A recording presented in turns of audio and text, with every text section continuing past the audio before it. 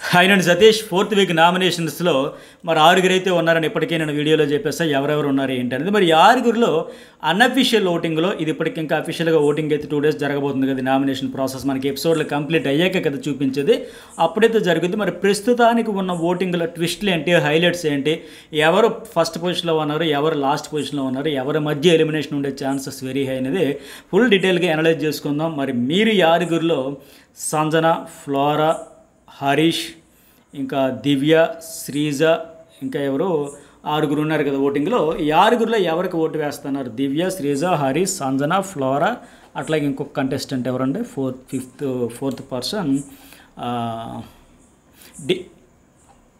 రీతు చౌదరి. ఈ ఆరుగురిలో మీ ఓటు ఎవరికి అనేది కూడా ఖచ్చితంగా మెసేజ్ అయితే పెట్టండి, ఎవరు ఉండాలనుకుంటున్నారు. సో అట్లాగే వీడియో చూసే ముందు లైక్ కొట్టేసేయండి.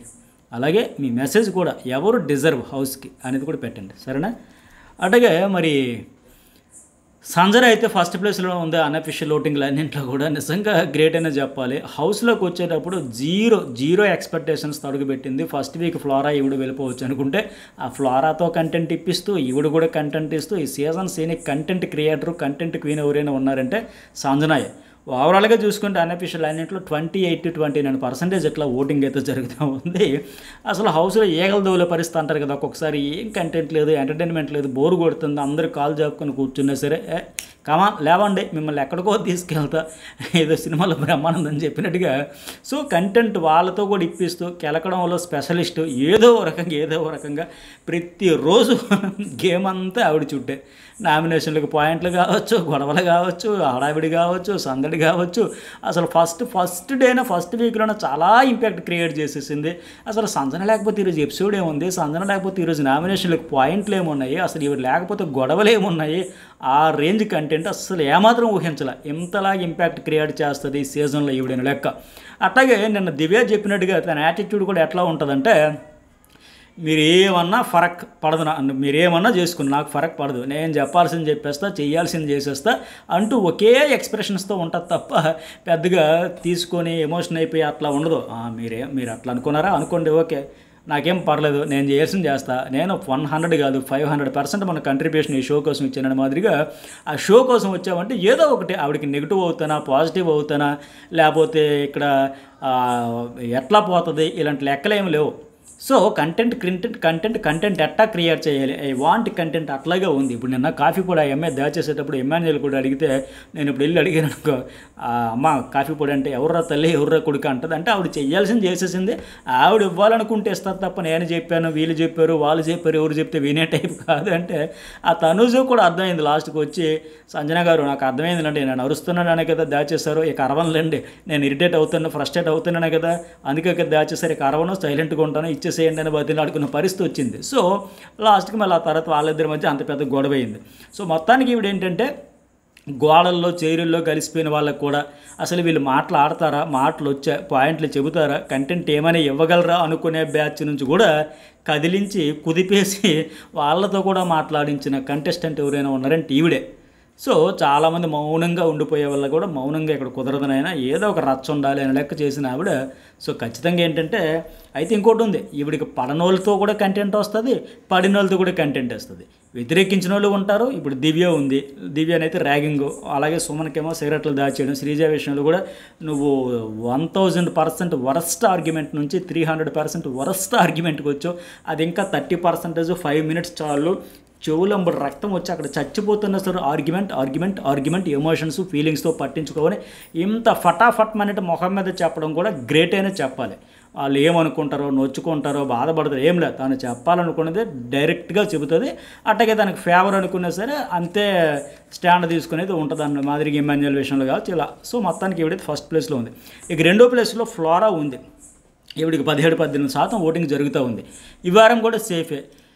ఇక్కడ చాలామందికి ఒక డౌట్ రావాలి, ఏం కంటెంట్ ఇస్తుందండి, ఎలా ఉండిపోతుందండి. ఇప్పుడు కూడా కొన్ని గత వారం అంటే 30% ఫస్ట్లో పడింది ఆవిడ సేవ్ కాకముందు, ఆ 30% తర్వాత రామురాదుడికి ఎట్లాగైతే షేర్ అయిపోయింది. పోనీ ఈ వారం ఏం చేసింది, ఏమి లేదు కదా.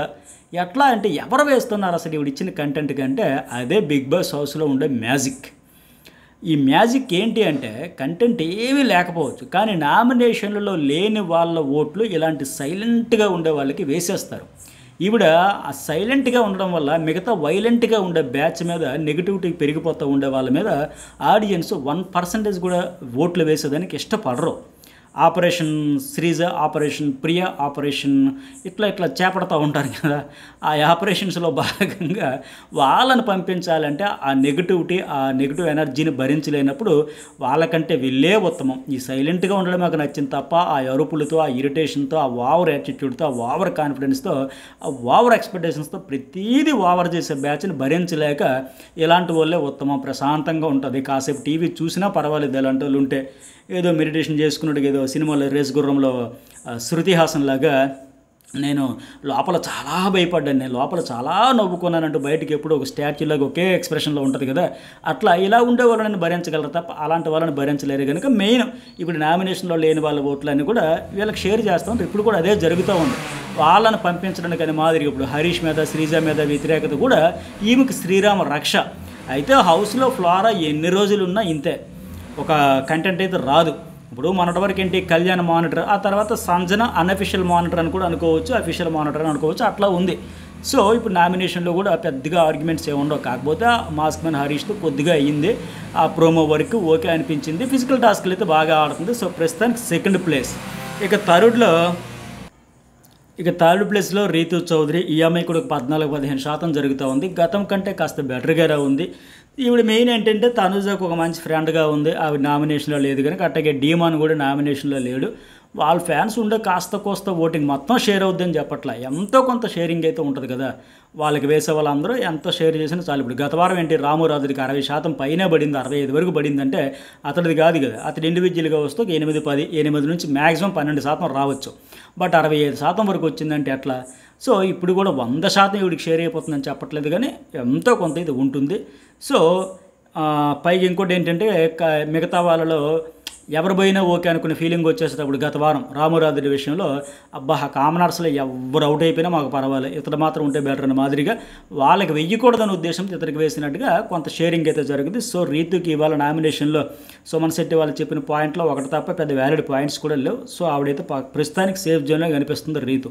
అయితే ఇది ఇంకా అఫీషియల్గా నామినేషన్స్ ప్రాసెస్ అంతా చూసాక కూడా కొద్దిగా ఇంపాక్ట్ అయితే పడుతుంది ఖచ్చితంగా ఓటింగ్ మీద. మరి అది ఎట్లా ఉందో చూద్దాం తర్వాత.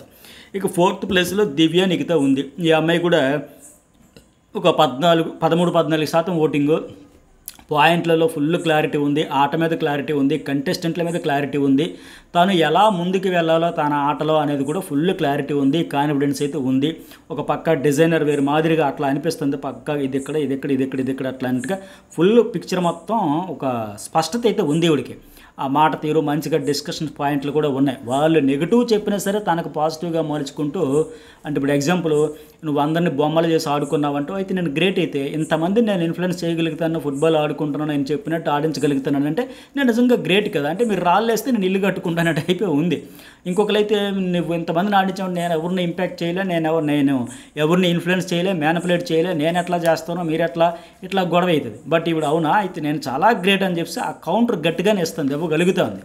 అట్లాగే ఇంకోటి ఏంటంటే భరణి తనూజ నుంచి కూడా ఈవిడికి పాజిటివ్ ఉంది. భరణి ఈవిడేంటి అమ్మాయి రాగానే కనెక్ట్ అయిపోతున్నామని చెప్పడం, భరణి అట్లాగే నేను నా ప్లాంక్స్ ఇవ్వలేదని చెప్పి బాధపడుతూ ఈ అమ్మాయికి సారీ చెబుతూ, నేను అందరూ రాంగ్ రూట్లో వెళ్తాను, నేను పర్ఫెక్ట్గా లేదు, నేను నెగిటివ్గా నన్ను అందరూ చూసే టైంలో నువ్వు హౌస్లోకి వచ్చి నువ్వు ఇచ్చిన ఫీడ్బ్యాక్ నన్ను ఫస్ట్ ప్లేస్లో పెట్టి ఇవన్నీ చూస్తే నాకు చాలా ఎనర్జీ వచ్చిందమ్మా, ఒక పాజిటివ్ వైబ్రేషన్ వచ్చింది. సో భరణి తనూజతో కూడా అనడం, ఆ అమ్మాయి బాగా కనెక్ట్ అయిపోతుందని చెప్పడం. అట్లాగే తనూజ కూడా వచ్చి ఈ అమ్మాయితో మాట్లాడడం, భరణి గారు నీకు హెల్ప్ చేయలేదని చాలా ఫీల్ అయ్యారు, సో అట్లా చెప్పడం. అలాగే తనూజ కూడా ఇక్కడ ఏంటి సంజనాకి యాంటీ బ్యాచ్ అంతా దివ్యాకి ఇప్పుడు పాజిటివ్ అయిపోతుంది, నో డౌట్. ఇప్పుడు తనూజ వర్సెస్ సంజన గట్టి గొడవ అయింది. ఇప్పుడు తనూజ ఈ వారం నామినేషన్లో లేదు. సో ఆ ఓట్లు కొంత ఎంతో ఒక 1 or 2 or 3 దివ్యాకి అయితే షేర్ అవుతాయి. అట్లాగే సంజనాకి సుమన్ శెట్టికి అస్సలు పడట్లే, మన సిగరెట్ల విషయంలో కావచ్చు ఏదైనా సరే. సో సుమన్ శెట్టి ఫాలోవర్స్ కూడా ఆయన నామినేషన్లో లేడు కనుక కొన్నైనా ఓట్లు ఒక 1% షేర్ అయినా చాలు కదా. అట్లాగే ఇంకొక ఎవరు ఇలా సంజనాకి యాంటీ బ్యాచ్ ఎవరుంటే వాళ్ళ ఓట్లు కూడా ఖచ్చితంగా షేర్ అయితే. అట్లాగే కిచెన్లో మీరు ఉండడంతో తనుజ గారు మీరు మానిటర్గా ఉండడం వల్ల ప్రశాంతంగా నేను చేయగలిగాను అంటూ వీళ్ళతో ఒక పాజిటివ్ ఎనర్జీ కూడా ఈవిడికైతే ప్లస్ పాయింట్ అవుద్ది. ప్రస్తుతానికి సేఫ్ జోన్లో కనిపిస్తుంది. ఈ నామినేషన్ల ఎపిసోడ్లు చూశాక ఇంకా ఈవిడ మంచిగా పాయింట్లు చెప్పిందా, క్లారిటీ మిస్ అయిందా అనే దాన్ని బట్టి కూడా ఉంటుంది. ఇక 5వ ప్లేస్లో హరీష్ ఉన్నాడు. ఇక 12-13% ఓటింగ్ జరుగుతుంది. Main 3 swings. ఒకటే గొడవ ఎక్కడుంటే అక్కడ స్టాండ్ పేరుతో తనకు పడన వాళ్ళకి సపోర్ట్ యాంటీగా సపోర్ట్ తన గొడవ అయితే అందులో తనకు ఎవరైనా పడన వాళ్ళు ఉంటే వాళ్ళకి అపోనెంట్గా స్టాండ్ తీసుకుంటాడు, దానికి సపోర్ట్ చేస్తాడు. కానీ దానికి నేను ఒక స్టాండ్ అనే ఫీలింగ్ అయితే ఉంటాడు. 2 అన్నింటికంటే సెల్ఫ్ డబ్బా. ఈ తనుజ చెప్పినట్టుగా డప్పు డప్పు డప్పు డప్పు డప్పు కొట్టుకోవడం తప్ప ఏముంది అని లెక్క. ఇంకోటి 3వ పాయింట్ ఏంటంటే మాట తీసుకోడు, ఎందుకంటే నేను సెన్సిటివ్ అని ఫీల్ అవుతాడు. బట్ ఈయన మాత్రం నోటికొచ్చినట్టు మాట్లాడతాడు. అట్లాగే 4వది ఏంటంటే నేనింతే నేనంతా నేనెంత. ఇదే ఏ టాపిక్ వచ్చినా అందులో నేను తోపు, నేను ఎప్పుడో అందులో పిహెచ్డీ చేసేసాను అనే ఒక ఓవర్ కాన్ఫిడెన్స్తో ఉంటాడు. సో ఇది మెయిన్ ఏంటంటే సంజనతో ఎవరు దోస్తానా ఉంటే ఏదైనా పడదు కనుక ఆటోమేటిక్గా ఆ నెగిటివ్ వైపు కొనసాగిస్తూ ఉంటాడు. ప్రస్తుతానికి ఇట్లా ఉంది. అట్లాగే మొత్తానికి హరీష్ కూడా రిస్క్లో ఉన్నాడు. ఇక చివరాఖరి లాస్ట్ ప్లేస్లో శ్రీజ 10-11% ఉంది. ఒక రకంగా దివ్య కాపాడిసిందనే చెప్పాలి. ఆవిడ ఈవిడ గురించి నీ ఆట ఏమంత బాగోలేదు, మెంటల్ టార్చర్ అని చెప్పి వీళ్ళందరూ ఫీడ్బ్యాక్ ఇచ్చిన తర్వాత తగ్గింది. కానీ లేదంటే గత ఫస్ట్, సెకండ్, థర్డ్ వీకుల్లో చూపించిన యాటిట్యూడ్ అతి కానీ ఈ 4th వీక్లో వీళ్ళ నుంచి ఫీడ్బ్యాక్ రాకపోతే అదే చూపించుంటే ఇప్పుడు నేను 10-11 అన్నా కదా, ఆ 10-11లో 1-2% కూడా కష్టమే. అంతలా ఉండదు, అంత దారుణంగా ఉండేది పరిస్థితి. కానీ ఇప్పుడు ఏంటంటే వాళ్ళు వచ్చిన తర్వాత ఆ అరుపులు, కేకలు, ఓవర్ యాటిట్యూడు అదంతా పోయి పర్వాలే వినగలం అనే మాదిరిగా ఉంది. కాకపోతే ఇప్పుడు శివాజీ బజ్లో ప్రియాతో అడిగినట్టుగా ప్రియాని అడిగితే ఎవరికి మీ ఇద్దరిలో నోటుదోలు ఎక్కువ అంటే శ్రీజాకి అని చెబుతూ ఉంది. నేను కాస్త కోస్త రిలీజ్ అయ్యాను ఒక వీకెండ్లో నాగార్జున గారు ఇచ్చిన ఇన్పుట్స్ వల్ల. బట్ శ్రీజ ఇంకా రిలీజ్ కాలేదు అంటే అయితే వచ్చేస్తుంది. అయితే నెక్స్ట్ వీక్ అంటే శివాజీ అయితే ఫుల్ రోస్టింగ్ చేసేస్తాడు బజ్ ఇంటర్వ్యూలో. అయితే నెక్స్ట్ వీక్ వచ్చేస్తుంది. అయితే మీ శ్రీజ అంటే వచ్చి అంటే నాకు నువ్వు నీకు నేను అన్నమాట పాట వేసుకోవచ్చు బ్యాక్గ్రౌండ్లోనే. అట్లాగే నాగార్జున గారి ముందు కూడా కొన్ని ట్వీట్స్ కూడా చూపించేటప్పుడు అంత ఓవర్ యాటిట్యూడ్ అవసరమా అని కూడా కొన్ని ప్రశ్నిస్తే గట్టిగా ఏదో ఎలివేషన్ వచ్చేస్తుంది. అలా ఫీల్ అయిపోయారు. అన్ని సీజన్లో చూసేసి అది చేసేద్దాం ఇది చేసేద్దామని అరుపులు తప్ప ఇంకేం కనబడలే. మీ ఓవర్ డామినేషన్, మీ ఓవర్ యాటిట్యూడ్, మీ ఓవర్ కాన్ఫిడెన్స్ అన్న మాదిరిగా అట్లాగే ఉంది ఆ పరిస్థితి. అందుకే ఈరోజు ఇంత నెగిటివిటీ తెచ్చుకుంది.